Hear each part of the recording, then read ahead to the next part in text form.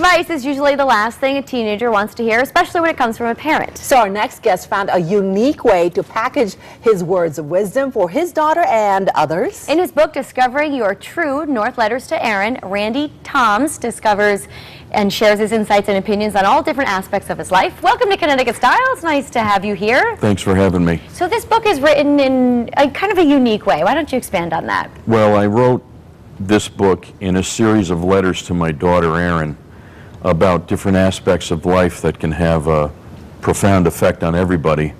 And there's 22 chapters, 22 letters. It covers different things: parents and peer pressure, friendship, relationships, positive thinking, how to sell yourself, spirituality and religion, just different topics like that. What were you trying to do in this book? Were you trying to correct some things that possibly you didn't get when you were younger? Maybe that I learned the hard way, and I don't want her to learn the hard way. You know, so if she gets something out of it and doesn't make some of the mistakes that I made, great. Well, has she read it? What does she think? Yeah, she thinks it's great, and of course she's proud that her dad wrote it, so some of her friends have read it, they like it. A lot of parents have read it and gotten something out of it. There's really something in it for everybody. Why in a letter form? I don't know, it just seemed like a good way to package an idea on a certain thing where she would get it. You think writing it in that way, it just got your message across? Because Yes. sometimes when you vocalize it, it's not quite the same as when you write it. Yes, yeah, that's exactly it. So, and then I used myself as an example, some of the missteps I've made along the way, but I tried doing it in a way that it wouldn't be all about me and too personal. Just that I know what this is about because I've been there and done that. And this is why I don't want you doing that. So you're giving the explanation as to why something would be a wrong decision. Yes, which a lot of parents don't end up doing when they're raising their kids. They just end up, you know, telling them, no, don't do this, no, don't do that. Because I said so, because I'm the parent. That's right. You know, my father used to say, I may not always be right, but I'm never wrong. Oh, gosh. Okay, so, but, you know, and there should be more why, I think, because these kids are exposed to a lot of things early on. I mean, way before teenage years. So that's why you also say that parents really need to start talking to their children at a very, very young age. They do. They really do. So we always tried to talk to Erin and treat her more like an adult. You know, and talk to her like she's a real person. So. But you got to make sure, though, you're still the parent, not the friend. That's right. And I make that point in the book, too. So, you know, don't lose sight of what your job is to do as a parent. So. And one of the sections in the book talks about peer pressure, and it comes in all shapes and sizes. You have any advice that you could offer to our viewers? Well, just because your friends are throwing themselves off a cliff doesn't mean you should. Do you know, I've heard that my whole life. Yeah. As a matter of fact, growing up. Yeah. I think it was a bridge, right? Yeah.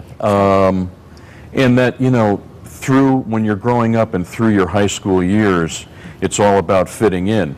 But then once you get out of high school and you go into the real world, it's about standing out. And the sooner you figure that out, you know, the most successful people figure that out early on. Your friends really do tell people who you are. Yes. Is that also something you bring up? Yeah, and that they come in all different shapes and sizes, and you have to, at some point, realize what people are dangerous to you and which ones aren't. You call some fair weather friends. That's right. Where they're always around when things are just light and happy-go-lucky and, you know, not too personal. And that very seldom, you know, once in a blue moon, you'll make a true friend. And I have a couple that, you know, I have some that I've had for 30-plus years. I just saw one yesterday that I've had for 38 years. So. They're few and far between, though, right? Very few and far between. You talk about self-reliance and independence, and we just mentioned that how important it is to form your own unique identity. Yeah. How do you do that, though, when you're 17 years old? Well, I think the big point I wanted to make to her was not to be afraid to face whatever challenge. You know what I mean? Don't be afraid to go forward and take the steps that you need to do that. And it takes a certain amount of self-reliance and independence.